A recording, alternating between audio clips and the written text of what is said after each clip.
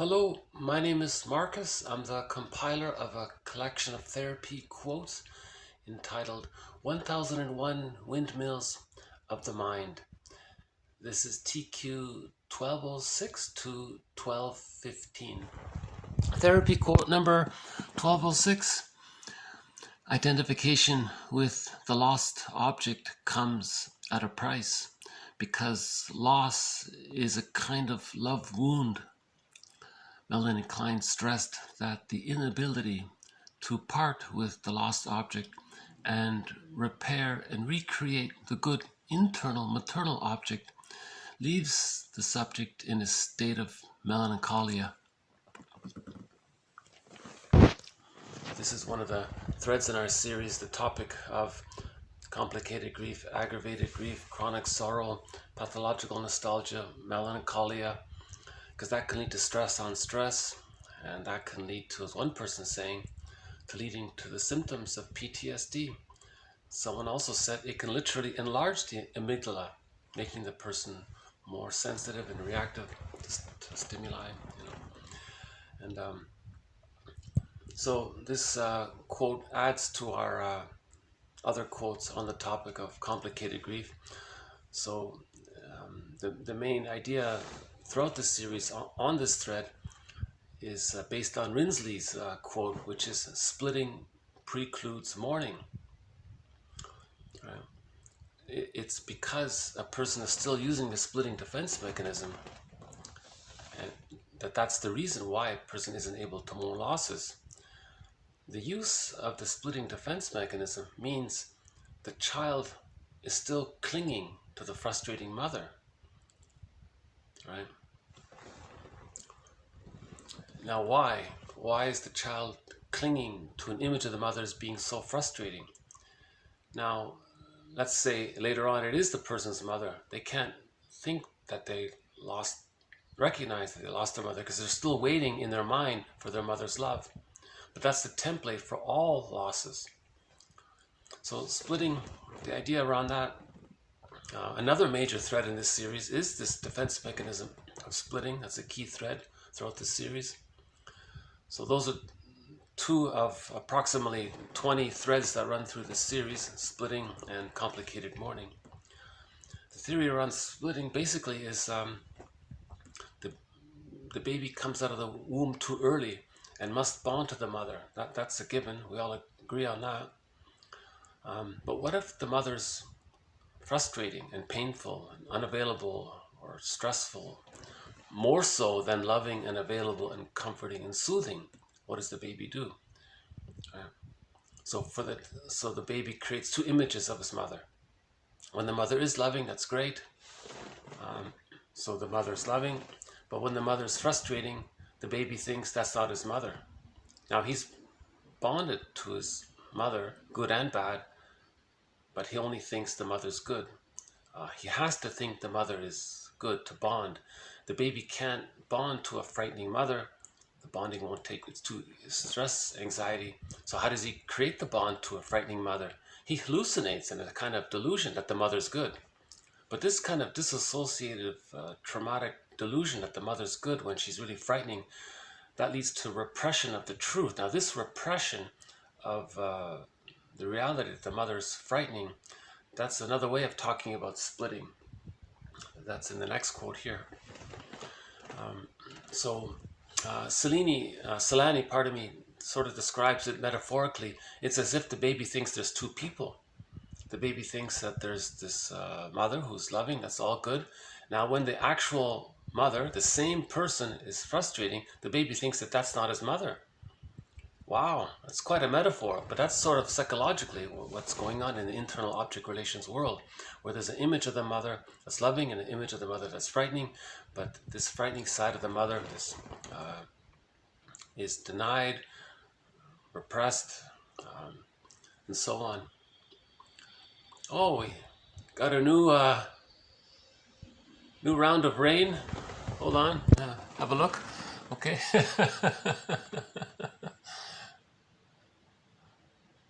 Yeah, it's coming down, huh?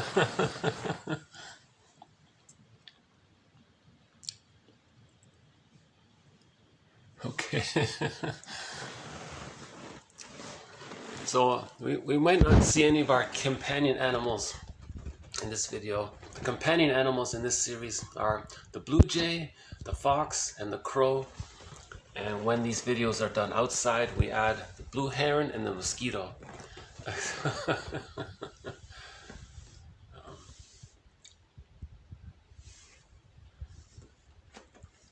I once tried to do a video. I once went to a park, but then it started to rain, so I thought I'd do the video in the car. So I did the video, but it was so noisy with the rain, I ended up deleting the video. Yeah, I like the rain, you know. It's interesting, yeah. And we're talking about grief, tears in the rain, right? We're talking about, there's a song called Tears in the Rain by Triumph, a good song. I think they used to open their concerts with that song, Tears in the Rain.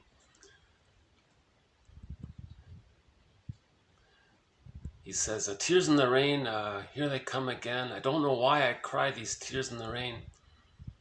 Well, maybe he feels safe and he feels calm being connected to nature, and everybody's relaxed when it's raining more. And when you're safe, there's delayed onset of feelings, and that's why he's crying in the rain, because he feels safe in the rain. When you feel safe, you cry. When you feel safe, you may laugh.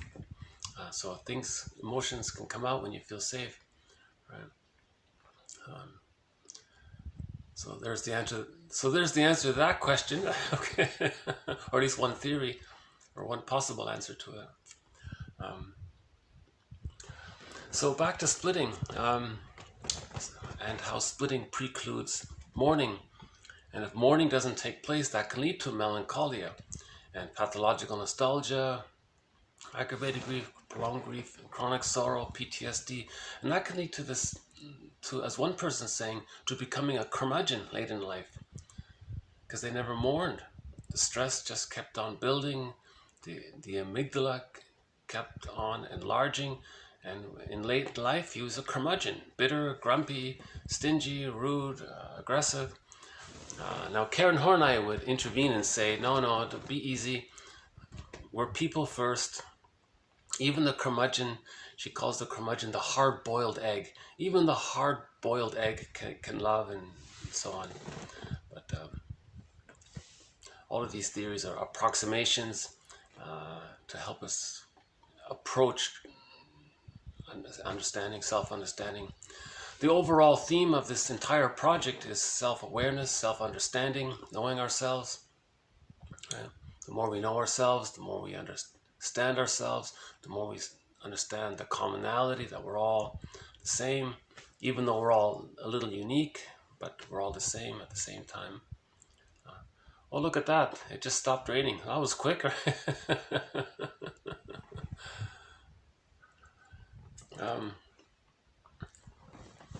So why does splitting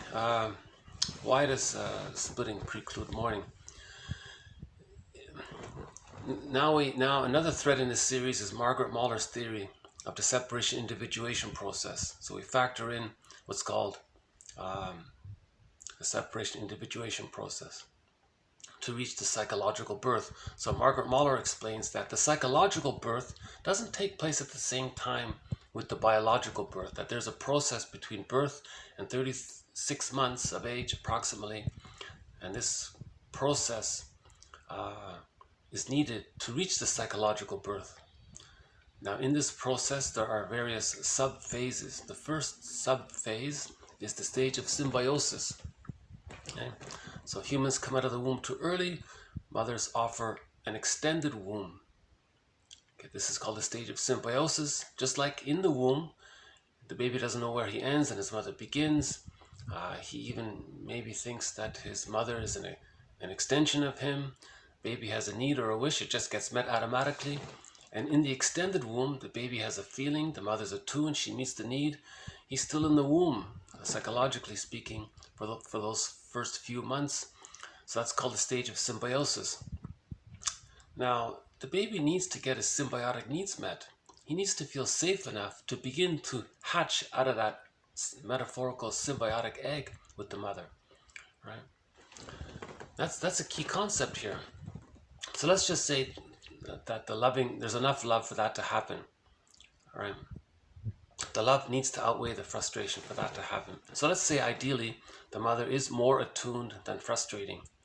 The child feels safe enough to begin to hatch out of that symbiotic stage. A symbiotic stage means the image of the self and the image of the other are fused, they're one, they're blurred. Right? So there's no separation between him and his mother in his psychology mind, in his internal representation mind, right? In his internal theater, let's say. So roughly beginning at 3 months of age, they say, the baby begins to start to differentiate. Now this differentiation process of reaching whole object relations, mother as a person, whole person, self as a whole person, goes from the age of 3 months up to 36 months. So, so there's symbiosis, then we begin the differentiation process. Now from 7 months to 15 months, there's what's called the practicing subphase of the separation individuation process. Okay, so symbiosis, the first part of differentiation, and then practicing. Now this practicing subphase is interesting because the child can run around now, he has motor skills, but he still thinks he's fused with his mother in his unconscious. So he still thinks the world is his oyster. It's all about him, all of his needs gets met. So the theory again about that is in the womb and after the womb and during the stage of symbiosis, it's all about the baby, it's all about him. Sound familiar? That's the narcissistic pattern. So that's called primary narcissism, right? Now up to 15 months, the child is still in that state of omnipotence, magical thinking, it's all about him.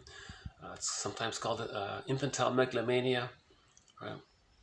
So he thinks he's a little god, little sorcerer, little magician, right? It's all great and powerful, these kinds of things, right? His Majesty is the baby, you know, those kinds of things, right? So he's still even though he's running around, he still thinks it's all about him. That's called the practicing subphase. So he's practicing getting ready to separate, to complete the differentiation process, to reach whole object relations. So the goal is whole object relations, because with whole object relations comes the psychological birth. Okay, so at 15 months, we enter into the rapprochement subphase, okay, sometimes called the rapprochement crisis, because after 15 months, the baby gets a better sense that he's not that powerful, that there is this world out there. He panics, it's a crisis. He runs back to his mother for emotional refueling, but not to fuse with her. He's saying to her, okay, Ma, thanks for meeting my symbiotic needs met. I now see that there's this world out there. I now see that we're separate people, but I kind of need your help here. I need to build some confidence and self-esteem. I want to explore and learn things and play with my toys. Is it okay to do that? And is it right? Do you approve? Can you help me out here? So the mother is meant to be what's called communicative matching. She matches what she sees and teaches what she knows about it. And she's a bit of a cheerleader, and so on. Right? This is called the stage of the rapprochement subphase of the separation individuation process, where the child returns to his mother for some kind of support and guidance. The prior stage was for holding, to be seen, right? In this later stage, it's more, the child is now becoming more autonomous, right? And also during this subphase, the child wants to know, is it okay to separate and be himself? See, some mothers, use what's called the Costa style of mothering, where the mother wants to use the baby as a self-object, as a comforter for her. So, in other words, the mother is pretty much using the baby as the mother to comfort her. Mothers are there to meet the needs of the baby, not the other way around. If it is the other way around, we're calling that the Costa style of mothering. Now, if that happens, the mother is going to panic and say, you're going to separate psychologically and be on your own and not really need me? The mother might reject that. So she might say, well, I'll do it partially. You can go to school and all that and do well in school, but you can't leave me. So the child might become a scientist in life, but still be a mama's boy. So Rinsley, again with Rinsley, he talks about this splitting between cognitive development and this emotional arrested development. So Rinsley contributed a lot to object relations theory. Again, this is all about object relations theory. Object relations theory just means the baby has interactions with his mother. He internalizes those interactions. Memories cluster around certain themes, being loved and relating to a loving other and so on. And this internal object relations world affects later on interpersonal external relationships. So the internal influences how we see the external. So this back and forth, we live in two worlds, this back and forth of how we, that's called object relations theory. Okay, so let's say the mother is not a Costa mother. She's happy to see her child become his or her own person. At the age of 36 months, all of the love and support, all of those memories condense, coalesce, they group together. It's like a psychic grouping, the theory is, and they form what's called the holding introject, or the internalized good object, or the internalized holding object, or something like that. This becomes a part of the child's psychic structure, like a fixture, a permanent support part of the child's. He receives so much love in his memories, it becomes a part of him, basically.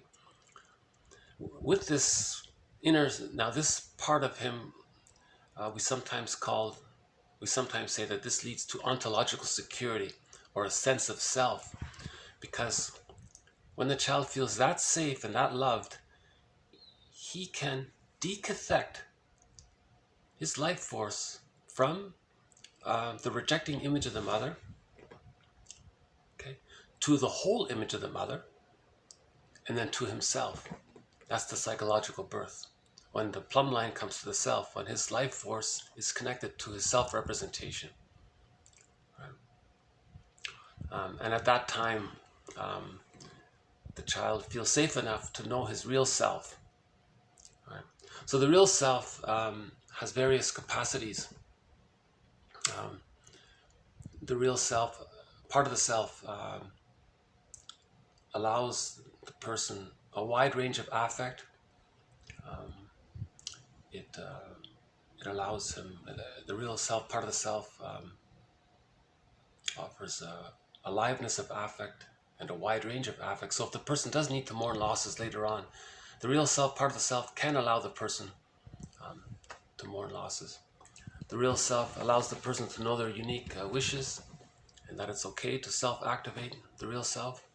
The real self allows the person to engage in loving relationships without these exaggerated fears of engulfment or abandonment. The real self allows the person to be creative and learn new things and be curious. And the real self, part of the self, allows the person a wide range of affect, including gratitude. So gratitude is there, and the ability to have genuine love is there. Now, around that, the reason love enters the psychological picture at the psychological birth is because the child received enough love to differentiate. In order for the child to differentiate out of the fusion, he needs enough love to differentiate. So if he does differentiate, we then say, let that love and gratitude have entered the psychological picture. If he's still fused there in that narcissistic pattern stage, we don't really... The main emotions are hate, envy, greed, spite, vindictiveness, because love hasn't entered the psychological picture if he's still fused there. We assume this because love is needed to differentiate. The child needs to feel safe enough to differentiate, right? So I hope some of this I hope I was able to get some of this, communicate some of this. So symbiosis, fusion, differentiation, practicing, rapprochement, and then whole object relations. Whole object relations means the mother is a whole person, the child is a whole person, and they're differentiated, and the child can feel more connected to himself and then have access to the real self with all of those capacities described by Masterson in his book, The Search for the Real Self. Aliveness of affect, a wide range of affect, to know one's uniqueness and individual wishes, to feel entitled, that it's okay to self-activate. Masterson says, if you're looking for meaning for your life, express your, self-activate your real self. Now the real self is not against others. The real self is not, it's expressing the self. It's a celebration of themselves, right? Now back to when things go awry. If the mother is too frightening, meaning the frustrating memories outweigh the loving memories, right? That means the child has to still keep on using this splitting defense mechanism. So by the way, with the psychological birth, splitting, projective identification, okay, acting out around it, and then later on needing to use rationalizations to hide it. A lot of these defense mechanisms that the baby uses to deal with the anxiety during those first 3 years become existential hearsay. Right? Okay. With the psychological birth, the attitude is, I'm okay, you're okay. I'm a person, you're a person, and we're all members of the human family. We're all from one family. We're all a family. We're all members of the human family. Right? Like we're all the same. Like we're all we're all one in that sense, right? So I'm okay, you're okay.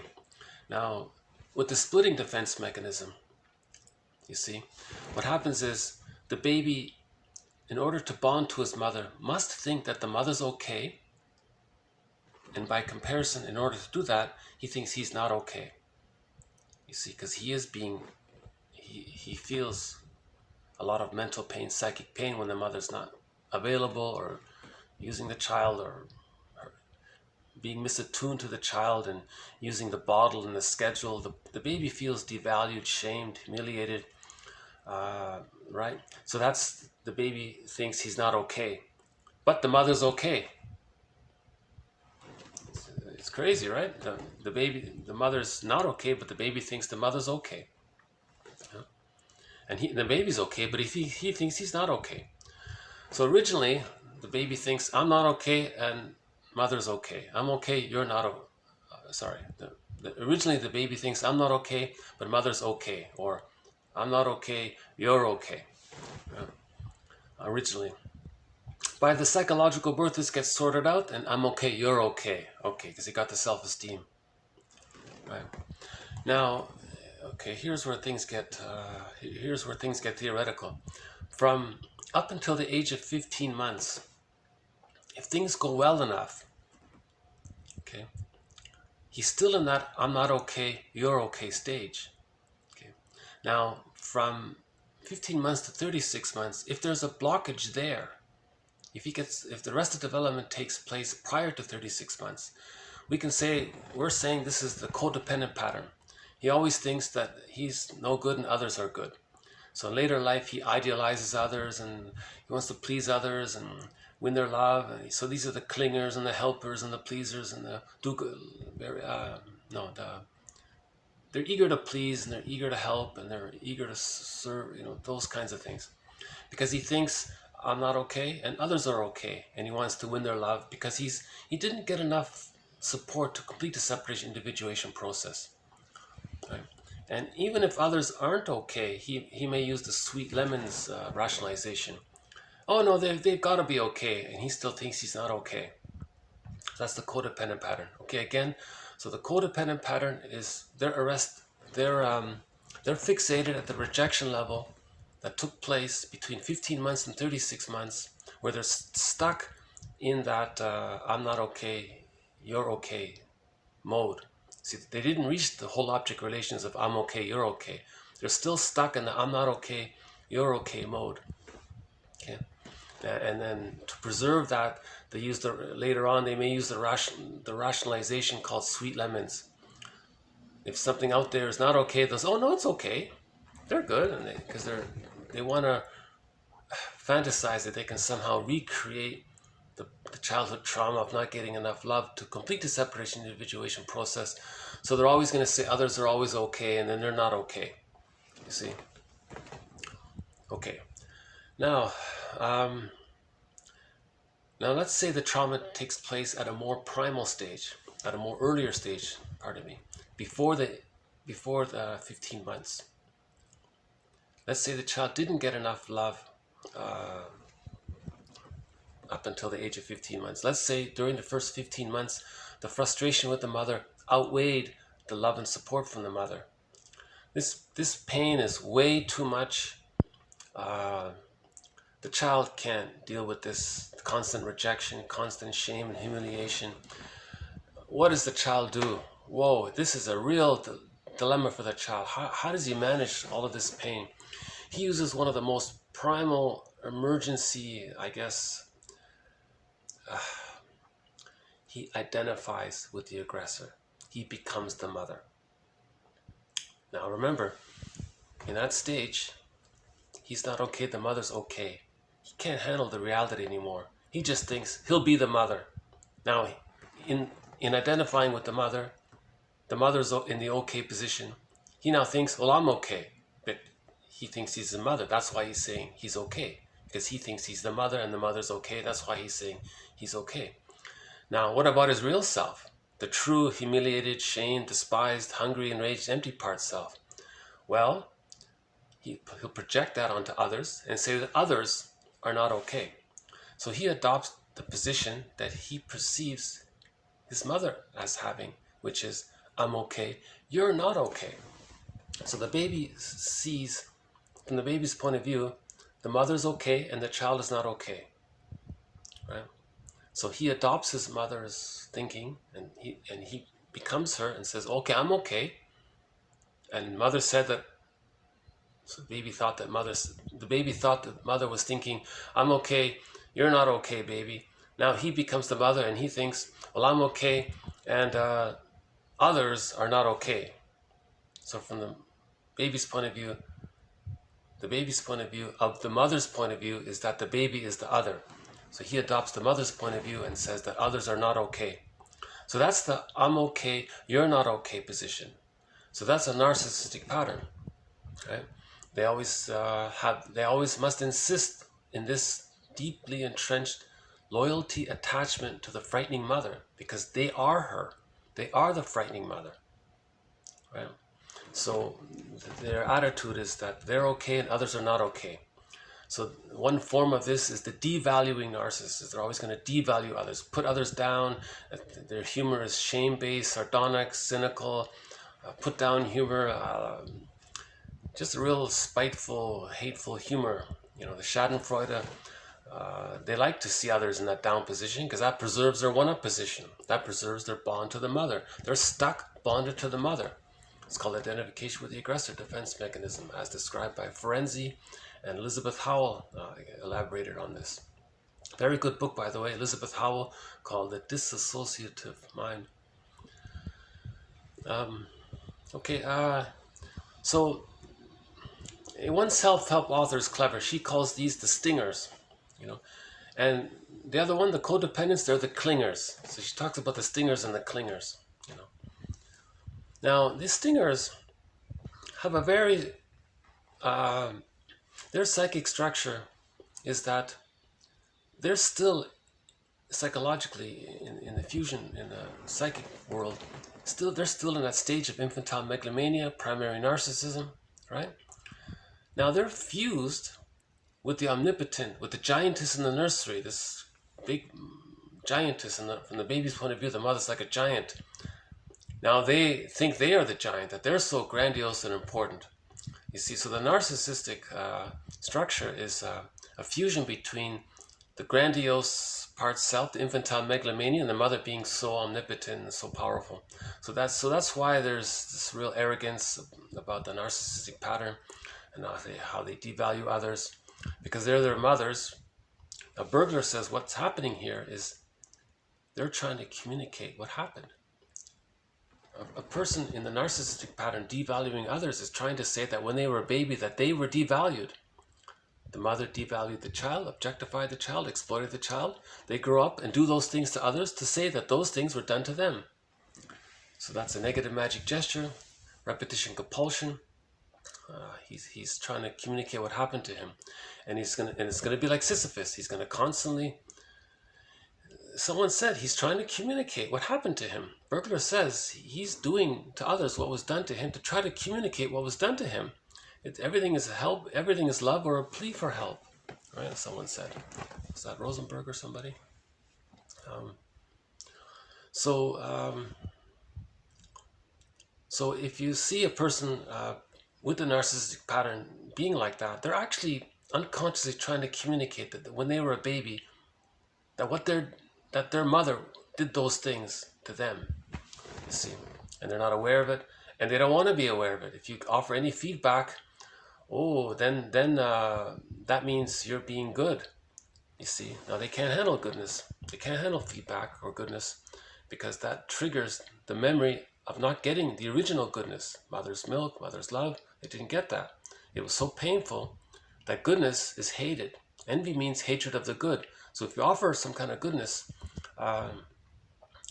help, in other words, feedback, positive feedback, they'll be envious of you. They'll hate it, and they'll be vindictive. They'll be spiteful. That's how the baby felt towards the mother being given the bottle and not the breast, let's say, or being put on the schedule and not being fed according to the baby's needs. There's that rageful, infantile, spiteful vindictiveness kind of quality about it, you see. Now, what the person with the narcissistic pattern, all they want is the opportunity to be in the one-up position, right?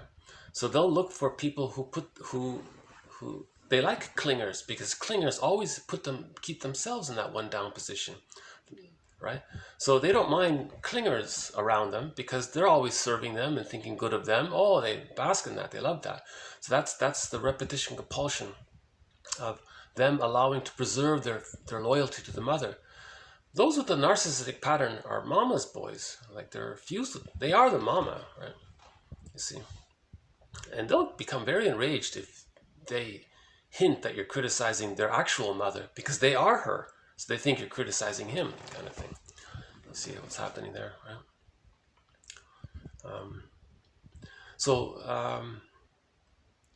That's why those with the narcissistic pattern feel entitled and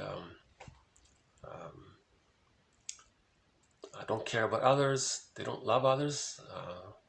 They take advantage of others. They exploit others to communicate that when they were a baby, the mother exploited them. So this is. So let's go back to the mourning issue of melancholia here. Splitting precludes mourning. Now, those with the narcissistic pattern, the stingers, they're stuck using the splitting defense mechanism, right? The split is self.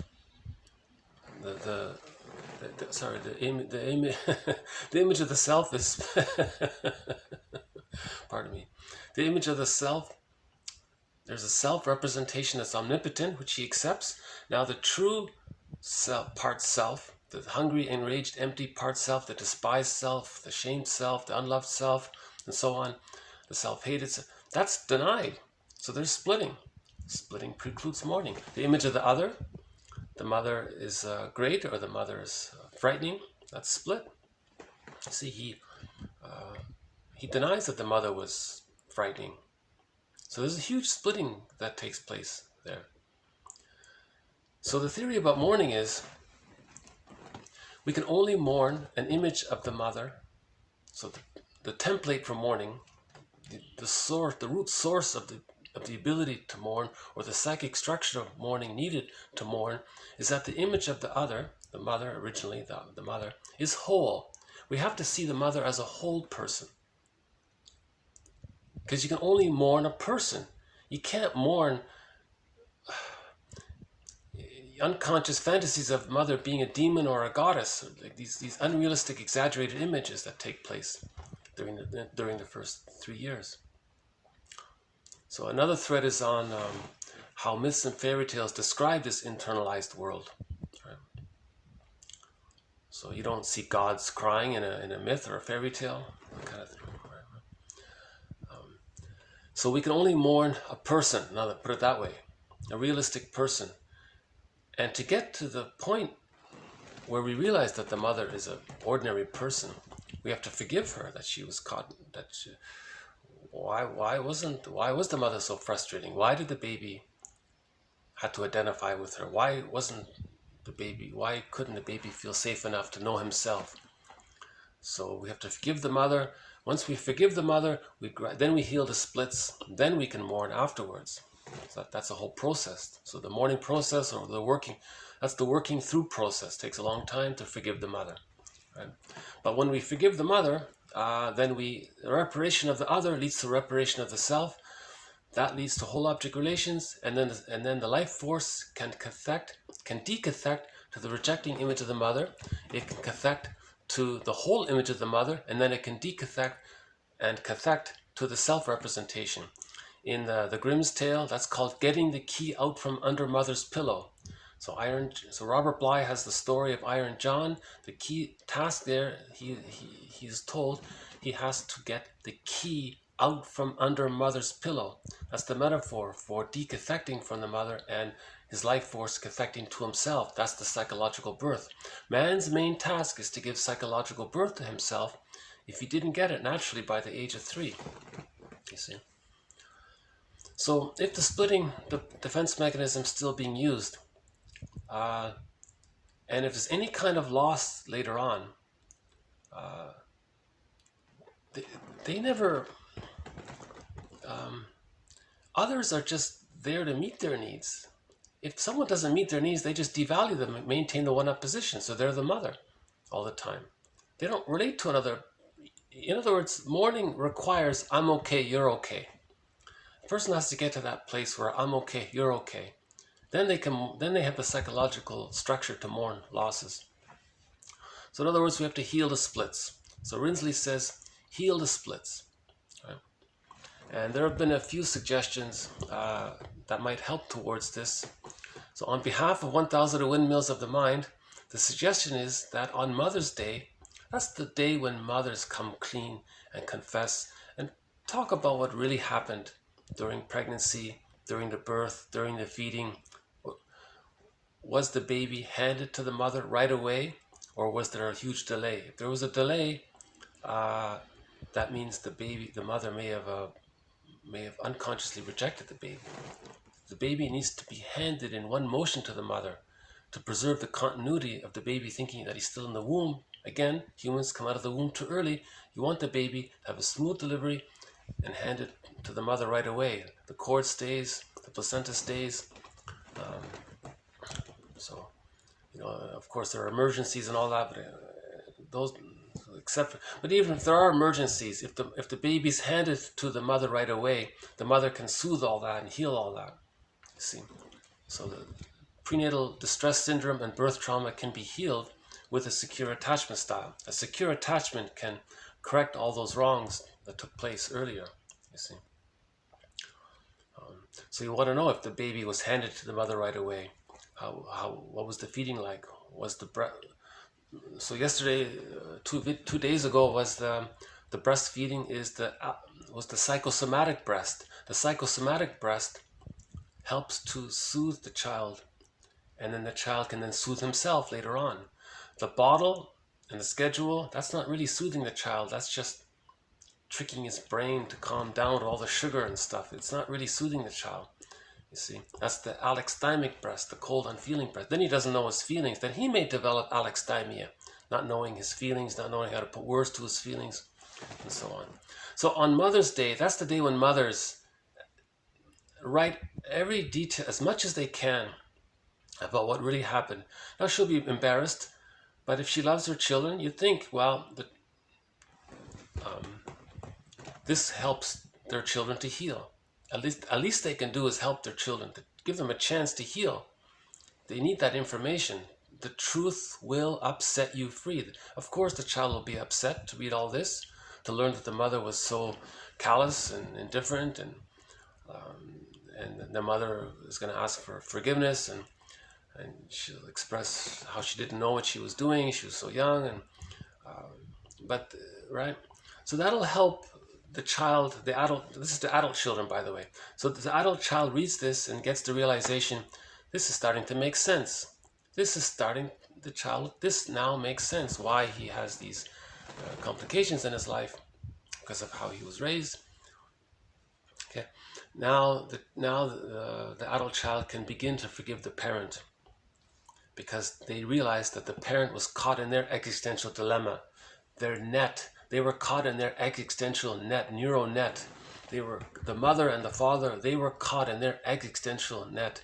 They themselves may have had prenatal distress syndrome, birth trauma, situational trauma, intergenerational trauma. They didn't receive the secure attachment style trauma with siblings in the environment, with relative trauma while getting their tonsils out, trauma at the dentist's office. There could have been school shock. So they may be caught, forced relocation. They may be caught in their existential dilemma. And they may be the victims of intergenerational trauma. So they're kind of stuck there.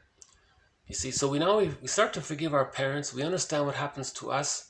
We forgive our parents. We understand what happens to us. Now we're facing the ambivalence, which we've denied. We're facing the unconscious ambivalence. Okay, now we're starting to see our parents as regular people, just ordinary people, not as goddesses and demons in our unconscious fantasy, but as ordinary people. And then when the split representations of the other come together, at the same time the split representations of the self come together. The unloved self and the fantasy, grandiose self, all this sorts of self out until we get to whole object relations, closer to accepting ourselves. Right? So if we avoid forgiving our parents, and it turned out that they gave the child arrested development prior to the psychological birth, that's going to prevent mourning.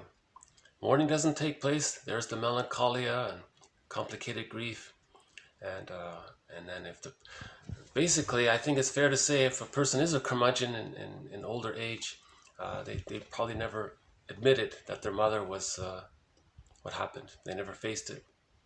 They never took out a journal and started to write in their journals.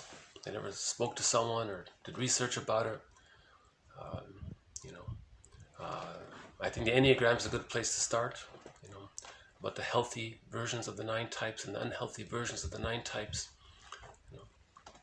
And I think object relations theory is a huge advancement in self-awareness. So this series is all about object relations theory and about how to mourn and heal the splits and achieve the psychological birth. That's the moral revolution. Man's main task is to give psychological birth to himself. Okay, so I hope this adds maybe a little bit to our thread on complicated grief and melancholia and pathological nostalgia and why people don't mourn. One author says, all of the problems you may see is because we're not mourning. And all therapy is really about helping with the mourning process. Because if you can mourn, that means you have the psychological birth. You're connected to yourself. If you can't mourn, that means your key is still under your mother's pillow. That means you're still overly attached to the rejecting image of the mother. Right? Okay, this next one is sort of a part of it. So 1207. Okay, splitting originally meant the dissociation of different states of mind or psychic groupings. Repression offers an alternative understanding of the motives and forces that keep certain memories and fantasies away from consciousness. So just a little clarification about the jargon.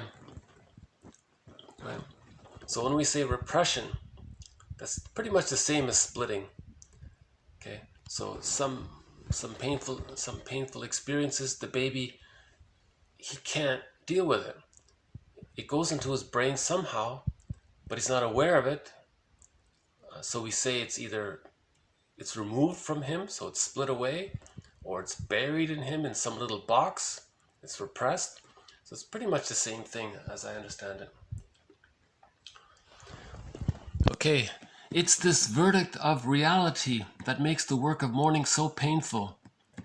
It's this verdict of reality that makes the work of mourning so painful.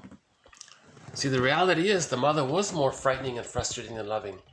it's this verdict of this reality that makes the work so frightening, so painful. It's too painful to admit all this, to go through a, usually there's a phase where you really hate your parents for a while. It's temporary, you can write a letter how much you hate them and how angry you are for all that happened. You don't have to send it, but you have to sort of acknowledge it in some way. Robert Bly, he's a little more courageous. He says, confront your parents and get the truth. Talk to them. What happened? They're not going to want to talk about it. But that's helpful to know, because then you realize how deeply entrenched they are, how stubborn they are, how caught they are in their existential dilemma.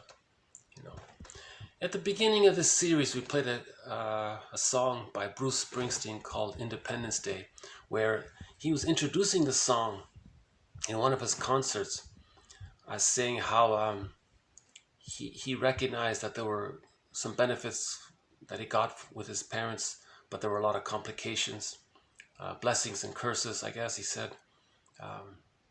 And then when he realized that, he achieved his own Independence Day, like a psychological Independence Day.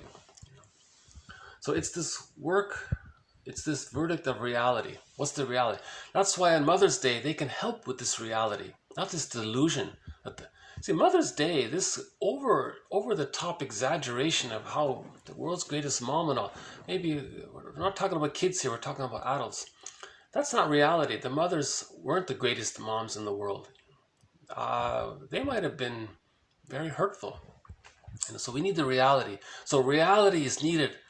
That's a good way of saying it. Reality, the truth is needed for mourning. If we're in denial of the reality, we're not mourning. You see, if we're in denial, that means there's too much pain. And if there's too much pain, you can't mourn.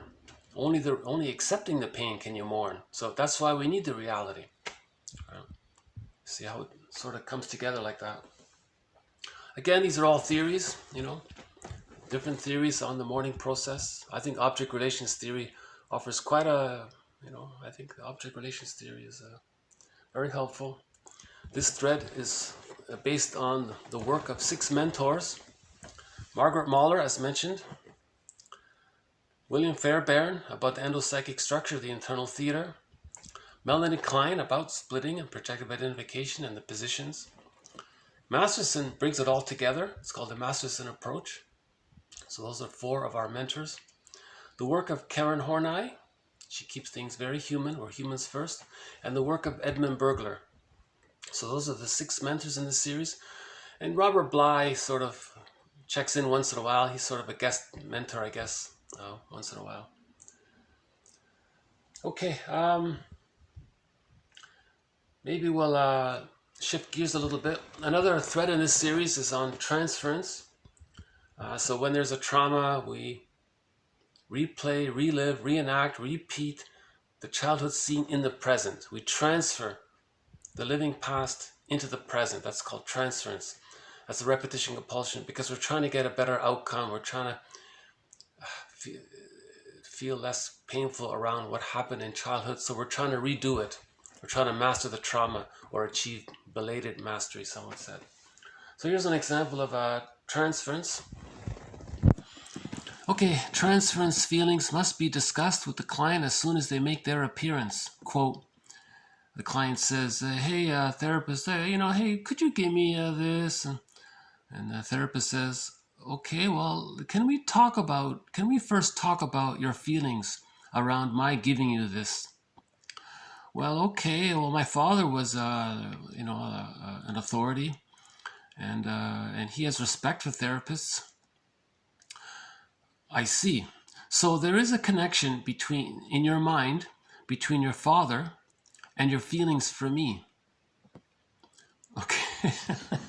So just to acknowledge the transference. As a child, maybe he wanted the father to be more available and to pay attention to the child, and maybe the child didn't get his father's attention. So now in the therapy situation, he's replaying that.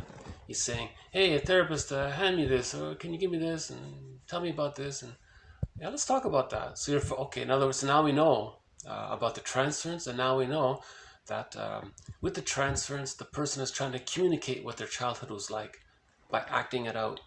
See, in the transference, sometimes this is called acting out in the transference. He's replaying, reliving it to communicate what he couldn't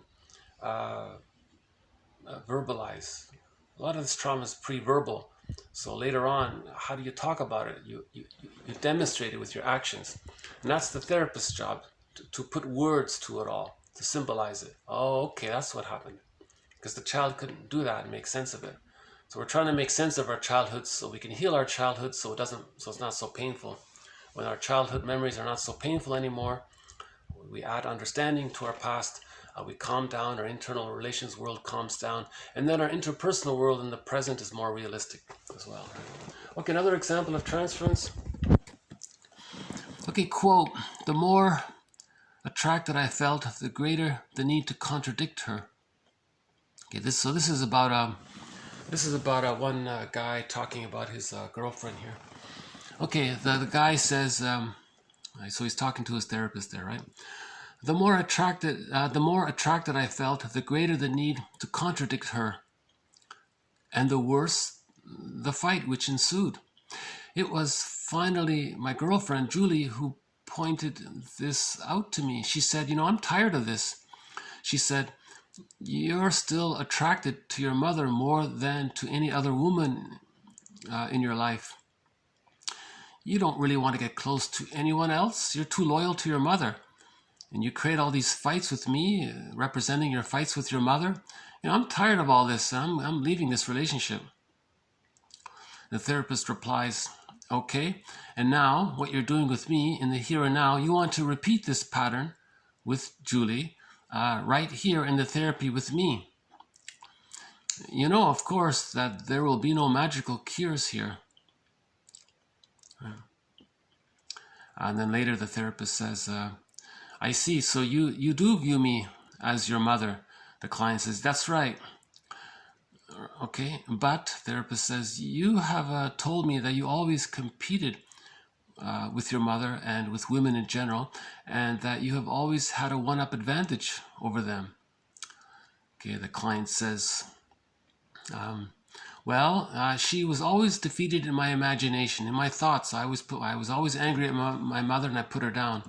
"Exactly," the therapist says. "So if you defeat your mother in your thoughts and you view me like your mother, then you must conclude that you wanted also to defeat me, thereby defeating your therapy." So he's more invested in his anger at his mother, you see. So in this case, he didn't identify. So there are two variations of this. One is the person projects his frightening mother onto his girlfriend and then onto the therapist, and now wants to master the trauma of the mother being so difficult. Now he's fighting with his mother, you see. So that's he's repeating that. That's one variation of it. So he identifies with his victim side, and then he thinks others are the bad mother. Right? That's why the girlfriend left, and he's repeating it with the therapist. And she points out, "Well, if you think you're spending your time trying to defeat me, isn't that going to defeat your therapy as well?" Oh, okay. So that's the idea of the repetition compulsion.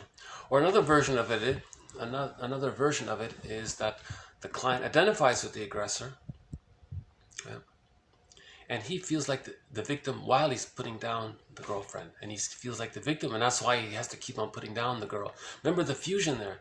The self and the other in the psychic world is fused. So if this person is, if the mother was rejecting, and he becomes the rejecting mother, and he's the wounded child which he denies, when he rejects others, he feels rejected.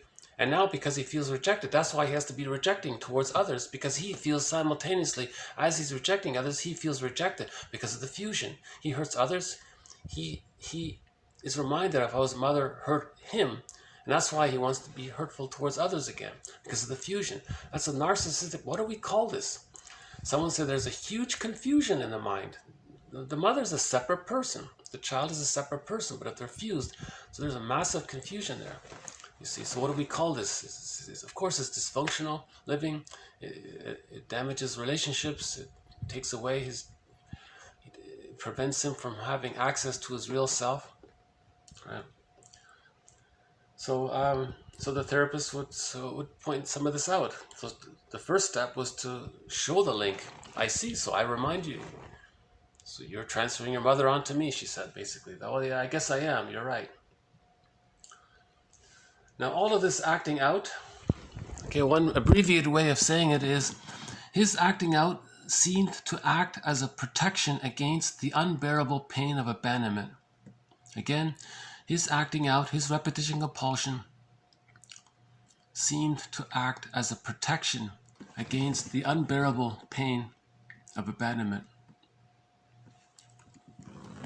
Okay, so that's why he's doing it. He can't feel the hungry, enraged, empty part self. The abandonment depression, as Masterson calls it. Something to keep in mind here, 1211.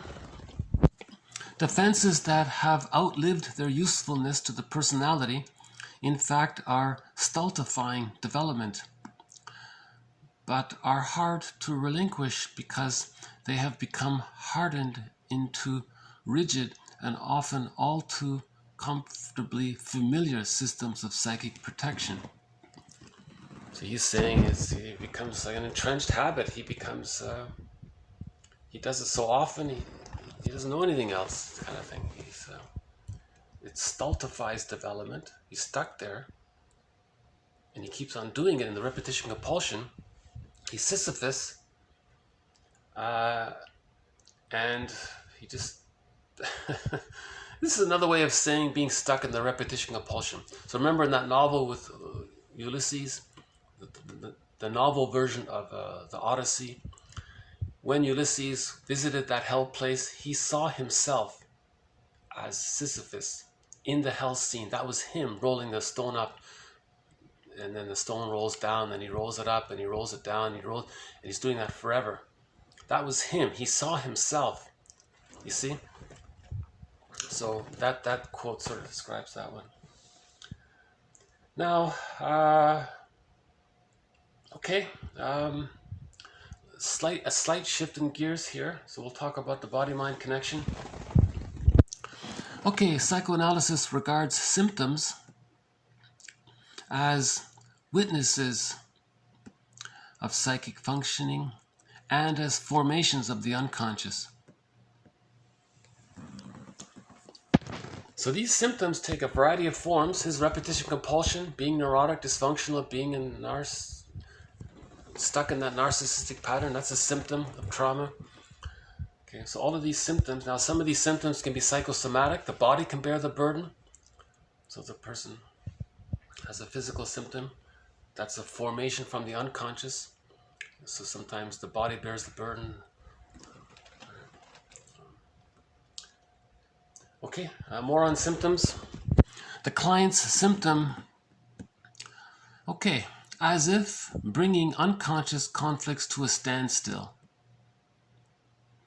To deliver a sense of stability. Unconsciously, the symptom is a conversion reaction or a patch for the fears of abandonment and fusion or symbiosis that have become unbearable. Okay, so yeah, interesting way of saying it. The symptom is like a patch. He calls it here like something's missing inside. The holding interject is missing. He didn't get the internalized good object. So the patch, the symptom, is serving like an attempt to fill in that hole of where the loving mother, where mother's loving memories should be. He doesn't have mother's loving memories, so there's this hole there in his psyche. He doesn't have the internalized good object within. So there's this hole there, a symptom, dysfunctional living or a bodily symptom. Marion Woodman gave the example of the guy with the big belly. That belly was, all that food was meant to symbolize in his unconscious fantasy mother's love. Because food and love go together usually, right? So he had all this food in there. He was trying to internalize. He was trying to have mother's love in his psyche, but he didn't have it. So he had this big belly. And Woodman said, you're carrying your mother around with you. instead of you carrying around loving memories of your mother, instead of you carrying around memories of you having been properly loved, you're carrying around this belly of food, something like that. I'm a little bit misquoting it.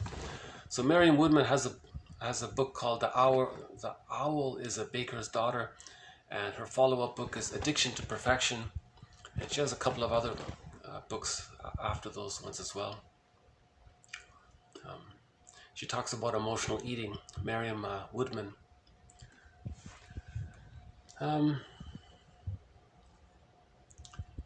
Yeah, so I include this. I thought that was interesting. The phrase there, it's a patch, you know.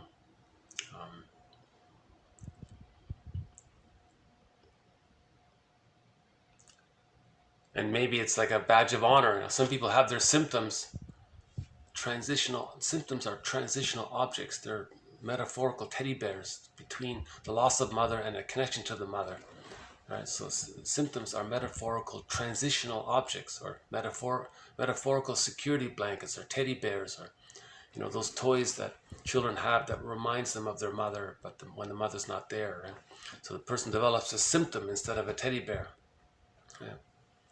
That kind of thing. Okay, so we'll end on, so we got two more here. Okay, the therapist says, my role is to help you understand why you do what you do, and then for you to decide accordingly. So a lot of people with the codependent pattern, what should I do? Tell me, what's the answer? Help me. What's the show me the way? Or what? That's not what it's about. He's there to help you understand why you have why you're in this situation, with the goal of healing the situation. And then when the person finds the true self, the real self part of the self, they'll know what they like. The therapist doesn't know what they like. The therapist doesn't know if they like gardening or something, but maybe later on they will discover that they really like gardening or something. Okay, to conclude here, psychoanalysis is a medium for the unfolding of a relationship over time as the past is re-experienced and losses mourned. Again, the therapy process is a medium for the unfolding of a relationship over time as the past is re-experienced and losses mourned.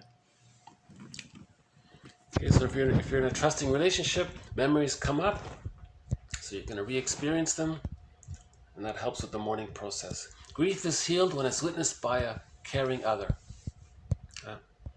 So these quotes help prepare for the mourning process. These quotes help build our understanding of what the mourning process is. Right? So we're not thrown off guard. So we're building our cup, we're building our ego container, our ability to understand the process. And then when someone has a good friend they can talk to, they know what's going on themselves, because the friend might not know too much.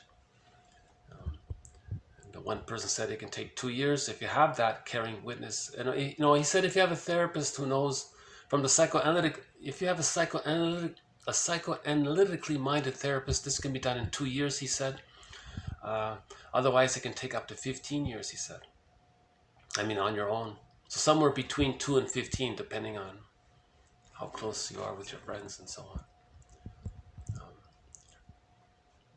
Yeah, it's interesting. Right? So there's a lot of hope and encouragement with these quotes. I feel there's a lot of... I feel that if someone spends 10 minutes a day with these quotes, that's what Robert Bly... That's what influenced me quite a bit. Robert Bly said, first he said, forgive psychology for its jargon, just forgive it, just forgive it. Forgive psychology for its jargon, just forgive it, he said. He was very insistent about that. These are approximations, these are approximate attempts to try to understand what's going on, so forgive it. Don't it's hard to put words to these kinds of things, right? And then he said, study psychology for 10 minutes a day.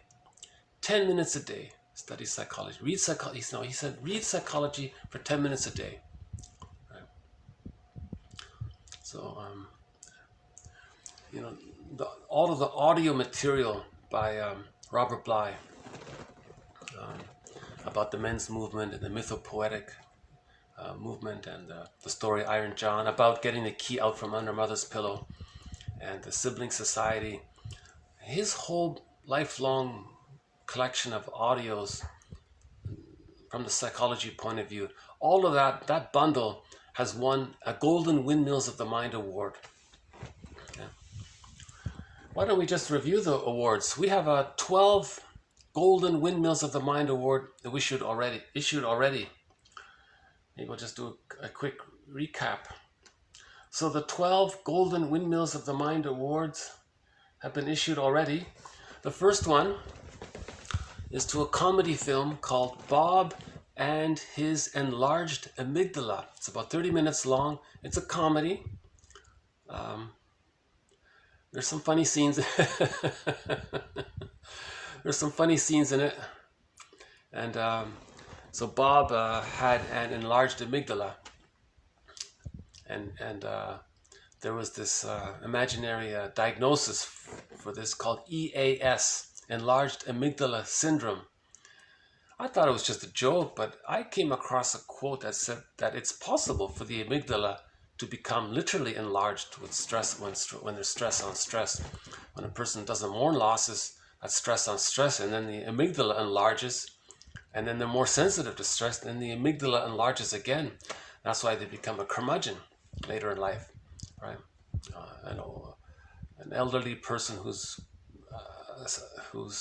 remember the stinger and the clinger? So he's a stinger, so he's still bitter, right? That way.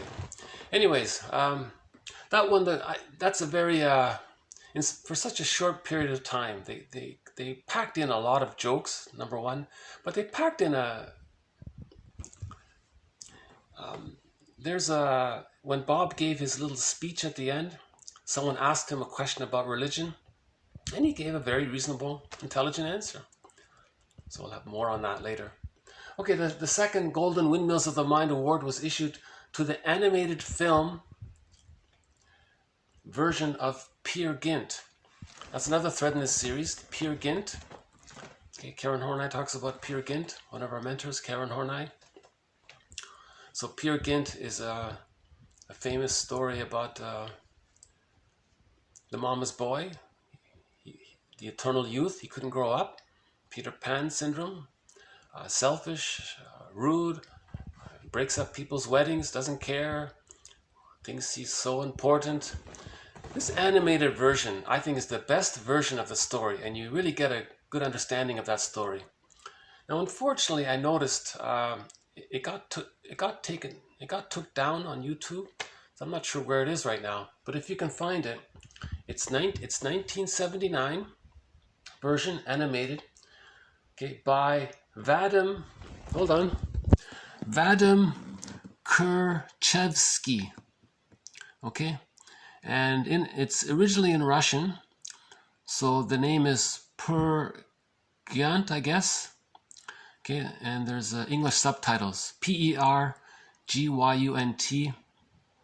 Okay, Vadim Kurchevsky, Peer Gynt, animated film, 1979. So that has won the second Golden Windmills of the Mind award. The third we mentioned already, Robert Bly's audio collection. The fourth was given to Rollo May's book, The Cry for Myth.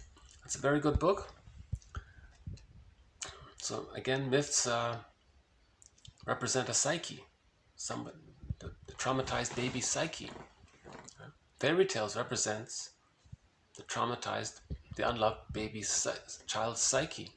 My personal theory is that, so remember, when you wake up in the morning and you recall that you had all these dreams, you might open up your dream journal, AATP, was it? No, TTAP. So you wake up, you have these dreams, TTAP. Give a title for the dream. What was the theme of the dream? What was the affect? And then, now TTAQ. So I haven't done it in a while myself. So you wake up in the morning, you had this dream, quickly get out your journal and write down TTAQ. TTAQ. Give the dream a title. Just come up with some title for the dream. make up a title that sort of fits. And what was the theme? What's the theme? What are we dealing with? Like, what's the main sort of theme here? Affect. What was the main emotion? Did you wake up? What was the main feeling in the dream? And then Q. Find some question that you as the dreamer, your unconscious might be asking you. What is your unconscious self asking you? So just like when you wake up in the morning, all of those dreams represent your psyche, one psyche. In a fairy tale and myth, all of the characters represent one psyche. All of the characters belong to one person, put it that way. My personal theory is that myths represent trauma at the earlier stage, before 15 months, because the baby is more vulnerable, he's more frightened, so the images are more exaggerated. Gods and demons, it's wildly more exaggerated. Now, if the trauma takes place a little later on, things are a little more down to earth. So the fairy tale characters, they're frightening, but it's softer. You're dealing with animals and witches and things. But in the myths, you're dealing with all these frightening gods and things. That's just my own personal question mark. Chinen has a different theory about it. I don't quite follow that. But Chinen has won a Golden Windmills of the Mind Award, his work. But so the book is The Cry for Myth by Rollo May. The next one was awarded to Karen Horney's book, Our Inner Conflicts. That's a great book. I think that's probably her best book personally. So she talks about when there's an insecure attachment style. So again, when the love outweighs the frustration, that's called a secure attachment style. With the secure attachment style, there's cooperation and assertion and ability for solitude. But with an insecure attachment style, those three get distorted. So the cooperation becomes compliance, over compliancy, the clinger, the codependent, the pleaser, right? And the assertion becomes distorted. That becomes the aggressiveness, the narcissistic pattern, moving against people. So the codependent is moving towards people. Okay, the narcissistic pattern is moving against people, right? The stinger, they're against people. And then the third one was moving away from people. So the solitude, the he's emotionally detached, schizoidal-ish, like he's emotionally removed. That's moving away from his feelings, from people, that kind of thing. So Karen Horney has a whole section on moving towards, moving away, and then moving against ones. She talks about the idealized self, the grandiose self, as a compensation for the despised self. And all of our energy then goes to protecting this idealized image of ourselves as a defense against the despised self. Now, in all of this investment in protecting our vanity, our this constructed, invented, false self, there's a lot of neurotic pride, she calls it, And then there's a lot of shoulds in there. The inner critic is very strong there. Addiction to perfection, Woodman says, and so on. So it's a very good book. Now, in that very same book, she does there's a whole chapter on projection under the called externalization. You're externalizing what you don't want to face inside, you project. So she covers defense mechanisms in there as well, including externalization. Okay, the next Golden Windmills of the Mind Award was issued to James Masterson's book, The Search for the Real Self. Okay, as mentioned before, about the capacities of the real self, part of the self. Ursula Le Guin's rendition of the Tao Te Ching. What a beautiful, wonderful book, the Tao Te Ching. It's a collection of poems. They're paradoxical. Things like the less, the more. So the less attachment to the false self, the more you feel your real self. That's overly simplified, but these are paradoxical poems that make you feel better in a good way. And there are hundreds of renditions of this book. And now this rendition by Ursula, the famous author, she's the one that wrote, was it Earth, Sea, Earth or something? Earth, Sea, I forgot what it was called. So she's a famous novelist who wrote a lot of fantasy novels for teenagers. But she did a rendition for herself of the Tao Te Ching. That's a great rendition. It's available in paperback and audio.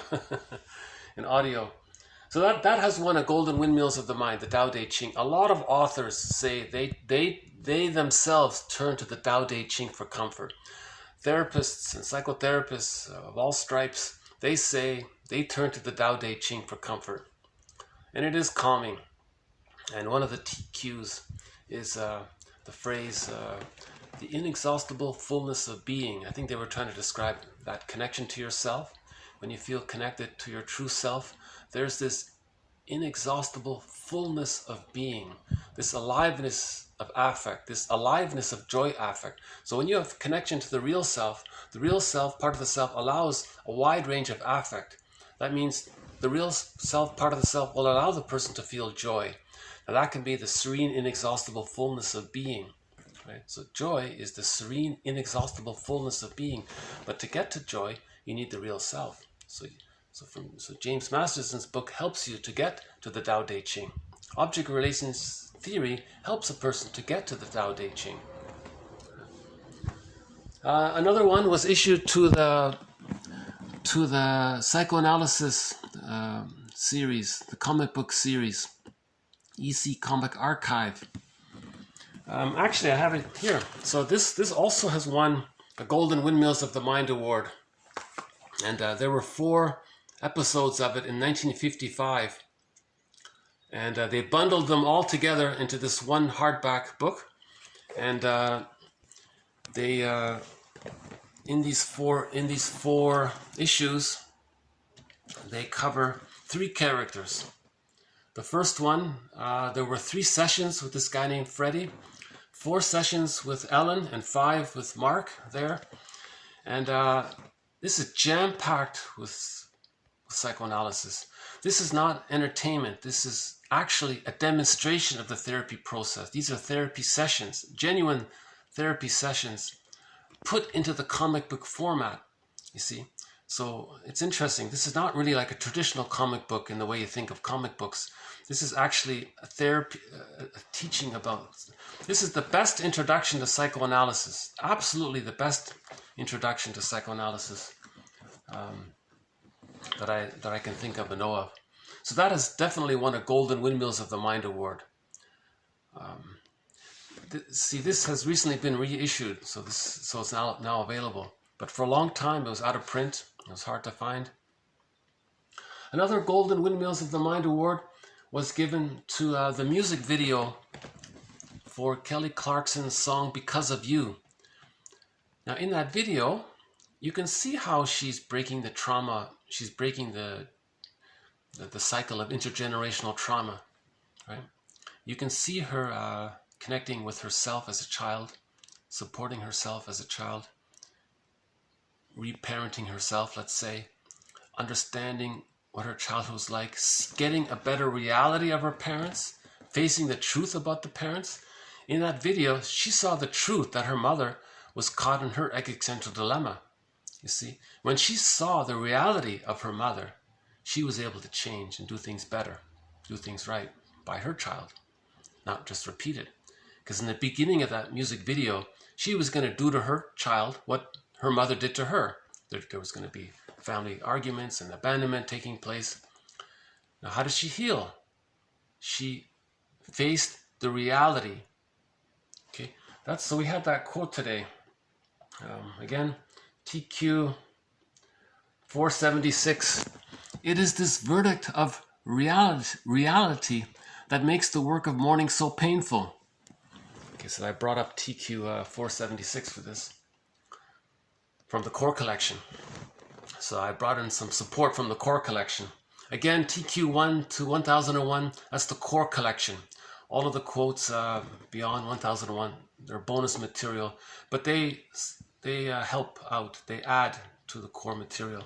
And we're adding new threads as well to the core collection. So it's this worker. So in that music video, she saw the reality. She saw what her parents was like. She wasn't in this denial that the mother was the greatest mom in the world. She accepted the reality that she was caught in her existential dilemma. You know, she was yeah, if you haven't seen that music video, it's very good. I think it has 500 million views already, maybe more. So that definitely wins a Golden Windmills of the Mind Award. Another Golden Windmills of the Mind Award is issued to the work of Jane Elliott. To educate means to lead out of ignorance. Jane Elliott. Okay, now although she's not talking about psychoanalysis, her entire lifelong work talks about how prejudice takes place.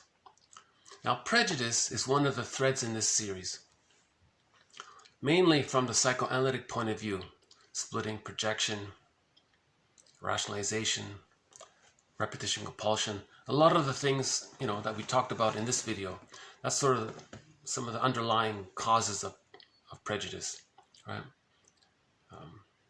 You know, usually a person finds some non-threatening substitute other, some safe other, and then say that they're the frightening mother, and then use some rationalization to lie to themselves, to create the appearance of rationality, to create the appearance that they're being logical and reasonable, that this non-threatening substitute safe other is this frightening person. And then they're angry at their mother by projecting their mother onto the safe person. You see? So prejudice comes from that, basically. Right?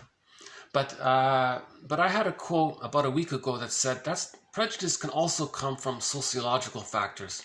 So I thought, okay, let's be more balanced. Let's include the sociological side to it. So Jane Elliott offers sort of that sociological side to prejudice, right? About the school system, how it's biased, how they omit important information, thereby giving the impression that it's not important, putting it down, highlighting things in a way to condition people to think that a certain thing is important, but other thing, you see, so she talks about that. I won't get into it here, but the work of Jane Elliott has won a Golden Windmills of the Mind Award for her contribution to understanding prejudice. She has that sweatshirt she always wears, or often wears. There's a quote on it that says, "Prejudice is an emotional commitment to ignorance." Right? Another Golden Windmills of the Mind Award, the 11th one, has been issued to the work of Alan Chinen. His four books on the second half of life. So Alan Chinen looked at midlife, part of the men's movement, like as is Robert Bly.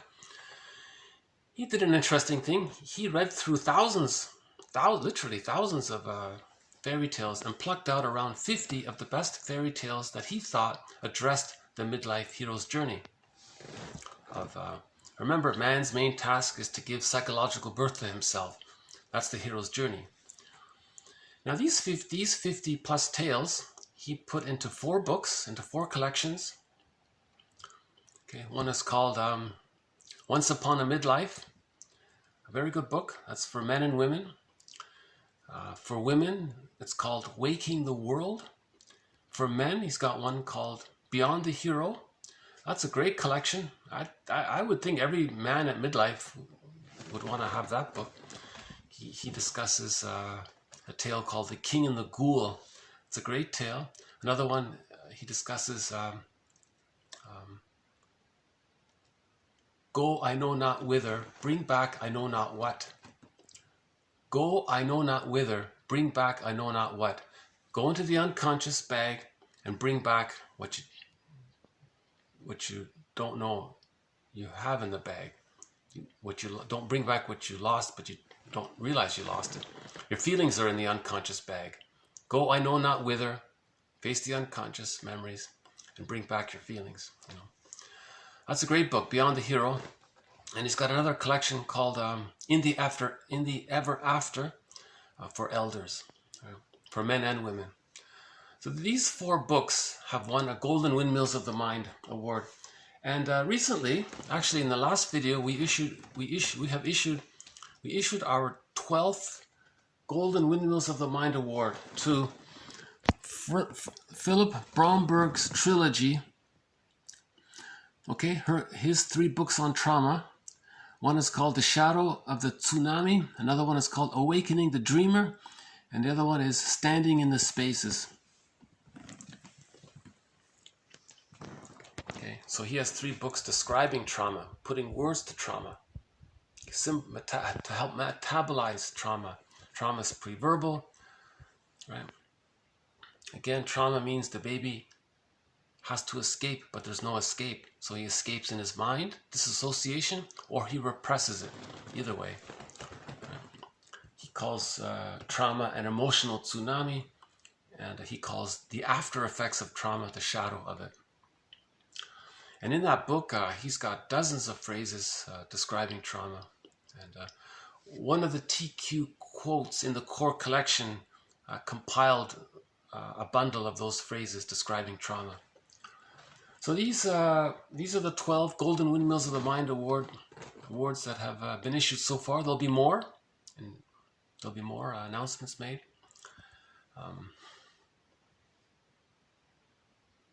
This is my way of showing appreciation and playful gratitude to material that I feel helps in the healing journey.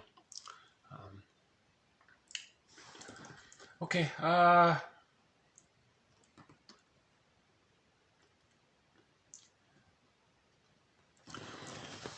If I may, I might just take a minute to... I'm still processing my last video, to tell you the truth. And I'm debating whether or not to keep it in or delete it. My last video was anxiety producing for me because I entered into territory I wasn't planning at all to enter into. But something prompted me to maybe try my best to see if I can. It'll be clumsy in the beginning, but hopefully later on in the thread it'll be calmer. Usually what happens is when I start a thread on a topic, I'm nervous in the beginning, but after repeating it 10, 20 times, it gets a little better. Right? So yesterday I started a new thread under the umbrella of trying to understand prejudice, one of the core threads in this series. So the context is prejudice is one of the threads that runs throughout this series, the core collection and the bonus collection. But as mentioned, someone said you're being too one-sided if you think prejudice is just from splitting, repression, projection, and so on. You got to look at the sociological factors. So one of the sociological factors is Jane Elliott from the school system. Another sociological factor is, one author says, comes from religion. He says religion doesn't want you to be aware of projection and splitting and repression. In fact, it actually encourages it. By encouraging repression, you're encouraging splitting. Now, splitting precludes mourning. Now, when there's splitting, that means there's more projection. Now, the projection from the disowned feelings and parts of ourselves, that's prejudice. So religion leads to prejudice, basically. That's his argument. So we had a quote presented in the last video about how religion ironically promotes the prejudiced personality. So we have the prejudiced personality, that's early on trauma. With the psychological birth, that's the tolerant personality, the I'm okay, you're okay. And he's saying that religion doesn't want you to have a psychological birth. It's the opposite. They want you to have a prejudiced personality because it's a prejudiced personality helps to enforce a sociological economic system of what he's calling global pillage. In order to create poverty, he says poverty is man-made. You need administrators, you need people who are prejudiced, because if they're prejudiced, they're going to project the frightening mother onto non-threatening substitute others and be angry at their mother. And that's the way to create poverty, through this. So there's the sociological side of it. I feel uncomfortable talking about this. I started this thread yesterday, so I wanted to use this space now maybe to kind of recap a little bit of it and see if I can master this topic a little bit better myself. So if I may, I'll quickly run through yesterday's video to see if I can deliver it in a little more reasonable way. Because when I first delivered it, I was anxious about it. And I want to do these quotes justice. So I want to redo yesterday's video in an abbreviated form to see if I can give these 3 quotes, give them a little more justice to them. So, okay, so let me redo the three quotes as a modified, upgraded version of the original delivery of it. I'm pretty much going to keep it partly out of laziness. I don't want to redo the whole thing because a few good points were made in there, even though the delivery of these 3 quotes was far from perfect. I think the material is valuable, so I want to push through with this difficult thread on the psychology of religion from the psychoanalytic point of view. And what I did yesterday was I started the first quote with just some general pop culture references to the psychology of religion, and then the other 2 talked about the psychology of religion. So let's just refer to the easy one. This first one here, 1203, it's just a sample of quotes that famous people have said throughout the ages that we know already, from Edgar Allan Poe and from Joseph Campbell and from famous authors. So here's my redo of TQ 1203 regarding religion. Again, it's a defense mechanism, so we respect people's defense mechanisms. My challenge is not to somehow unconsciously feel angry at religion, although maybe I am a little bit, to be honest, but to understand how religion helps create the prejudiced personality. Now that would be angry producing, to be given or to be conditioned to be prejudiced. That would be annoying, to be told that you're good and they're us versus that's not right. No, the tolerant personality is, the reality is I'm okay, you're okay, and reach caught in our own pain and love your wounded neighbor with your wounded heart. We're all wounded, we're all humans, right? That's the reality of it. But the religion says, no, just forget that idea. Just say you're all good and they're all bad, that kind of thing. So this topic does kind of, it's a little challenge for me. So I want to see if I can deliver the next 3 quotes a little more calmly. Let's see how I do here. So the first one's 1203. This is the what others have said about religion. So let's put it that way. Okay, TQ 1203 regarding religion. So, quote, religion, so many people say religion is for those who are afraid of hell, and spirituality is for those who have been there. Just sort of a comedy quote there, right? That's sort of a famous comedy quote about this, so not to be taken too seriously. So it's a metaphor, it's comedy. It's actually meant to be a funny. It's actually meant to be a funny sentence,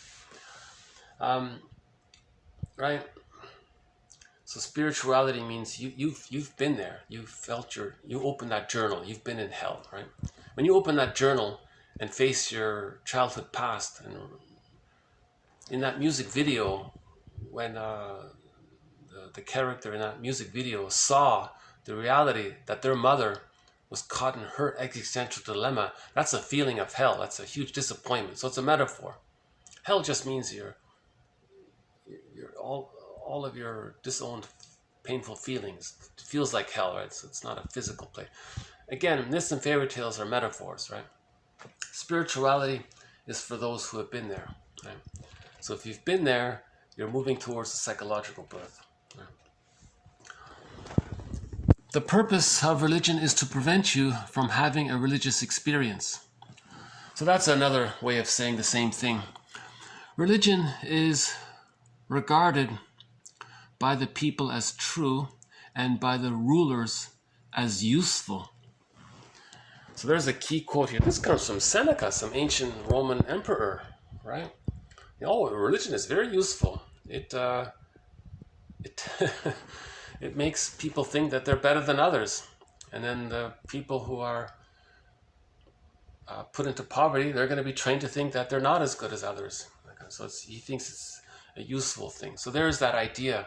If the economic system is to create poverty and global pillage, religion is useful, he's saying. Religion is an insult to human dignity. With or without it, you'd have loved people doing good things and unloved people doing bad things. For good people, but to get good people to do bad things, it takes religion.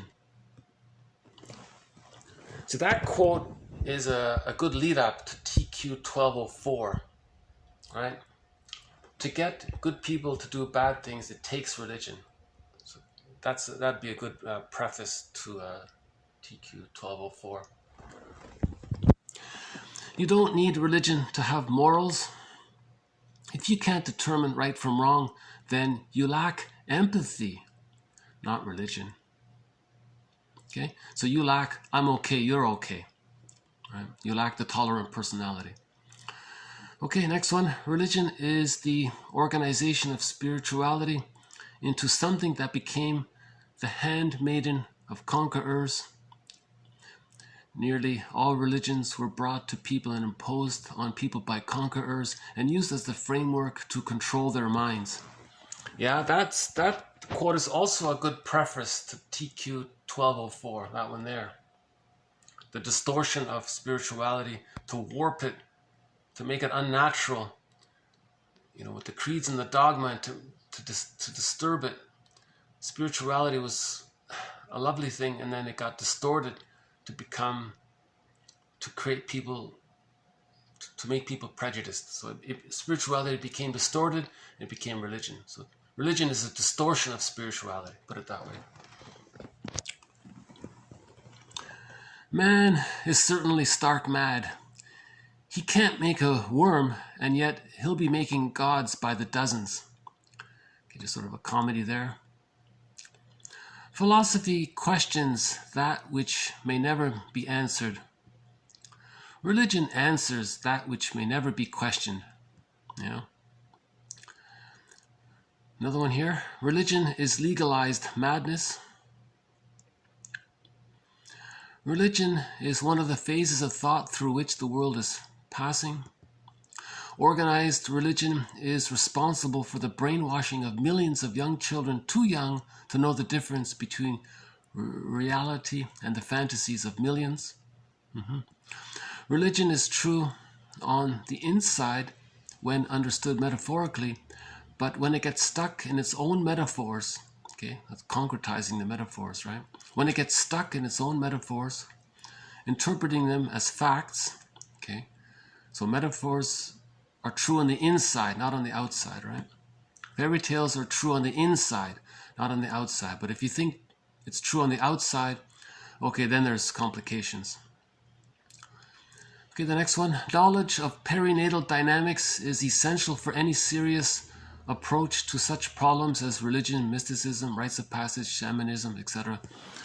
This next one here is this one's not really a thread in this series, but I include it because, people say they had a religious experience. What did they have? They had a fusion with the mother. They regressed to a symbiotic oneness, oceanic oneness with the mother. So they regressed, merged with the mother in their fantasy, and they felt the bliss. Remember, the baby in the womb feels bliss, right? In this oceanic oneness in the womb, floating around bliss, right? In the extended womb, it's the same thing. So some speakers of religion will say that they achieved this great spiritual experience. They're talking this nirvana. Sometimes maybe all the time, they're talking about this regression to the symbiosis,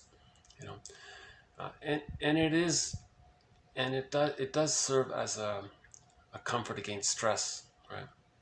So I think he's basically coming from there. But that's a big topic. I'll leave that one aside. Okay, religion is the masterpiece of the art of behavioral conditioning, for it trains people as to how they shall think. Religion, in other words, religion is just mind control. Religion is the possibility of the removal of every ground of confidence except confidence in God alone. Religion is a crutch that is shackled to you, one you never really needed in the first place, but were convinced by others that you couldn't live without. Once you discover it's only an illusion, that it's not even a real crutch, you discard it gladly. All religion, my friend, is simply evolved out of fraud, fear, greed, imagination, and poetry. Okay, so the fraud and the greed, using the fear and the imagination. You see, so this is the idea that if the economic system is global pillage, then you want to create religion to service the global pillage. Religion is a tool of global pillage. So this is so what I'm saying now is a follow-up to a quote made about a week ago that started this whole issue here. He's the guy that said, you're being one-sided if you think religion is just from individual psychology of trauma. You got to look at sociological factors. And he gave the example of the pillage system needing it to create the prejudiced personality, and then now how religion is the tool to create the prejudiced personality, you see. So we're trying to include the sociological factors that contribute to prejudice. I don't want to be... He really got to me because all throughout I was one-sided, and I felt a lot of anxiety to try to balance that, but that's an element of the splitting defense mechanism. If maybe I feel more comfortable talking about one side, and this other side is more difficult. So maybe I need to face that beast, face the emotions around that. Okay, so that was 1203 covered yesterday. Hopefully I did a little better job of it here today. Okay, so the 1204. So this, I'll do this one again. Okay, so due to time reasons, I'll just read it through here. Okay, 1204. This is our first official quote, I guess, on the psychology of religion. Ritualism, okay, so this is before religion, so spirituality, in other words, is based on emotions, okay, dealing with anxiety. It has nothing to do with elevating the morals, this good, this bad, since the moral sentiment, okay, empathy, is an acquired quality. In other words, you see indigenous people doing a dance. These dances, it's to bring the people together, and they're celebrating things, or they're doing a story and a song. It's pretty benign. We may not understand it, but it's comforting. Just to sit in a circle is comforting, and you feel safe. So these are traditionally, song, dance, and ritual was used as a defense against anxiety and to celebrate life, and for social factors and so on. In traditional times, these ceremonies weren't used to tell people, oh, we're good and the tribe next door is nothing like that. You see, so it's all very benign. And right, that's what he means here. These ceremonies didn't promote the splitting defense mechanism. That wasn't the purpose. Spirituality in the past and these ceremonies, song, dance, and rituals, their purpose was to deal with anxiety in general and to celebrate life and for social factors. It wasn't used as some kind of tool for some kind of economic idea, right? Okay, while human beings long ago sought to comfort their emotions through the practice of all manner and kinds of ritualistic and even physical gymnastics, the calisthenics, okay, the movements and the dances and so on, in themselves did not embody an element of class hatred. Okay, so these rituals, they didn't say, if you're rich, you're good, and you're poor, you're not good. Nothing like that, right? Okay, religious intolerance arose as a result of man's inventive genius for creeds and dogma. Class hatred, religious hatred, is an unnatural, distorted, and intensified concomitant of the life of the self-preserving instinct engendered by an abortive conception arbitrarily impregnated. I ask that people maybe read that quote. You see, it's an artificial exaggeration of something that's already manageable. It's like steroids. You exaggerate something and then it becomes distorted. You see. I did have a quick. Okay, I'll do my quick. So I'll just read the rest of it straight through then. Okay. In other words, song, dance, and ritual was only a defense mechanism against anxiety, and they didn't promote psychological splitting. Me good, you bad mentality. With the appearance of formal religion, their creeds and dogma patronized, objectified, utilized the decency of the person through fear by encouraging infantile or, quote, primitive, okay, splitting, right, defense mechanisms, which stimulated, okay, fear, okay. In other words, instead of a religion of humanity or a religion of I'm okay, you're okay, religion created fear-based cult-like herds. Haas notes and concludes that being rational, okay, right, being rational has never really caused any harm. It holds no animosities against those who, you know, believe things, who use their defense mechanisms. We want to understand them, right? Have empathy. Being rational means having empathy and understanding. Okay, I'm okay, you're okay. Okay, it's an honorable thing. We don't want to, there's no scaring people involved. Okay, the I'm okay, you're okay. It's not about fear-mongering or etc. Now, the I'm okay, you're okay mentality is all over the place. They can be in philosophy and art and science and other fields. Right? So he says here, let's dismiss this intellectual cowardice of religion. Let's dismiss the prejudice of religion with its emotional commitment to ignorance. And let's submit all philosophy and ethic to the court of final appeals. Reason.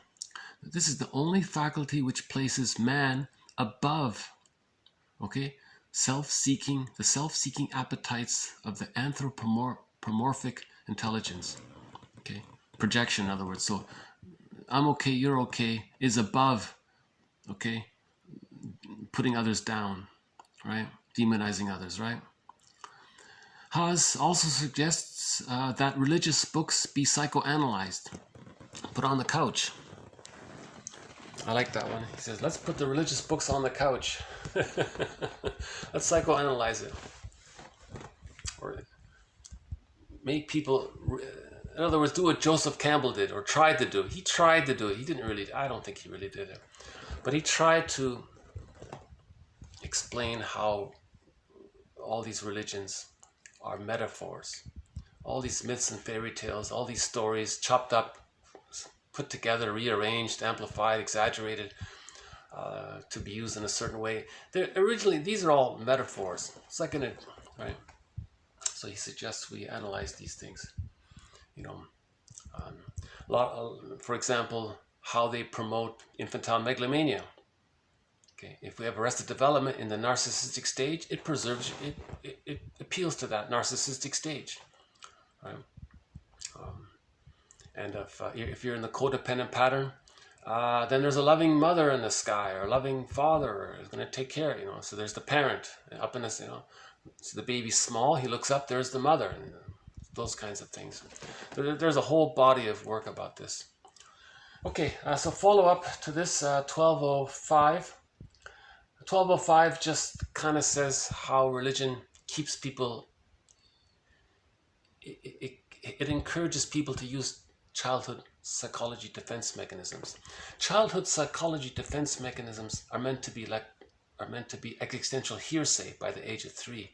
But religion is saying, no, just keep using those childhood psychology defense mechanisms. Don't think like an adult.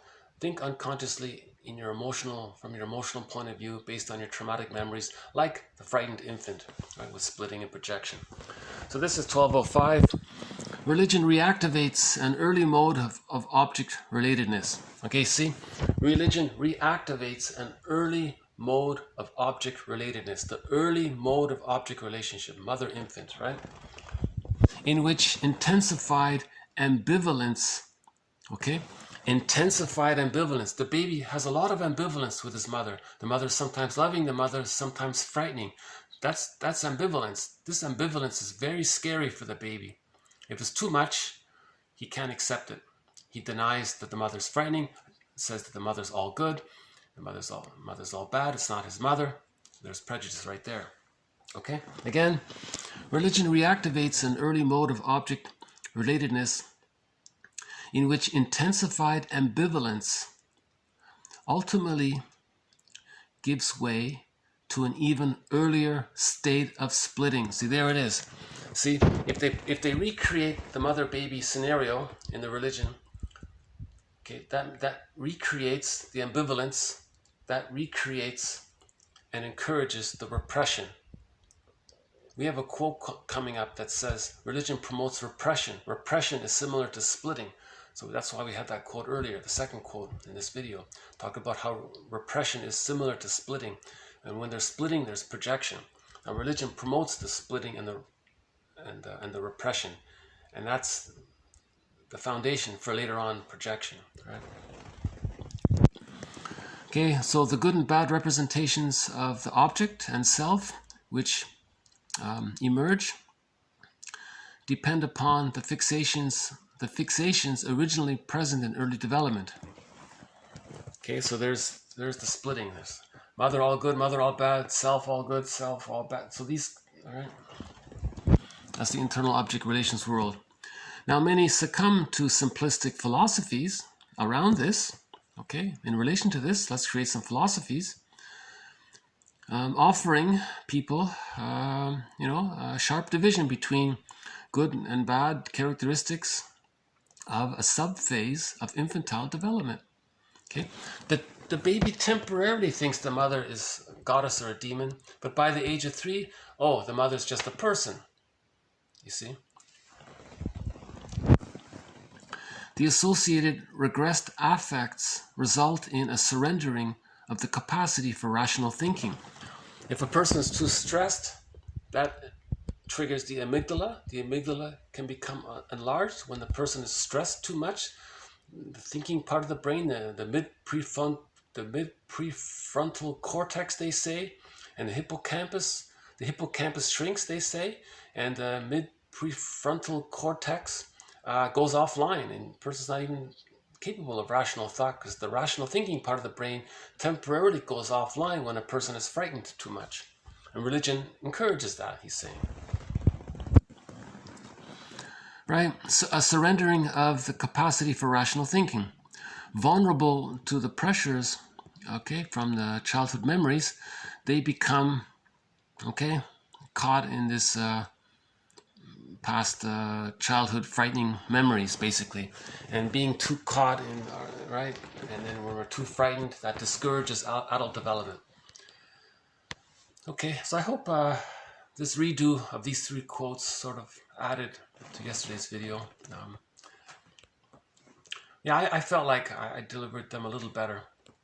Hopefully this difficult topic will become...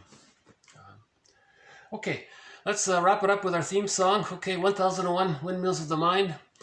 Although it stopped raining, we don't see the blue jay. There's some crows on the wire there. Okay.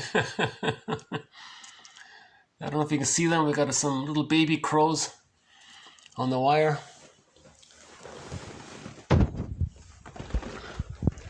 So, yeah, sometimes the baby crows fly around. They do a whole little show there. So the theme song to our series, 1001 Windmills of the Mind. Again, the link's below. You can get the whole collection. It's a great collection. 1001 quotes That's the core collection. Plus there are now over 200 quotes in the bonus material, and there are about 100 quotes that didn't quite make the collection. They're sort of honorable mentions. So there's 1,300 quotes all in all on object relations theory. Now our musical theme song to this series is the German rendition of Windmills of the Mind, sung by Katja Epstein. So we'll just end it on our theme song here.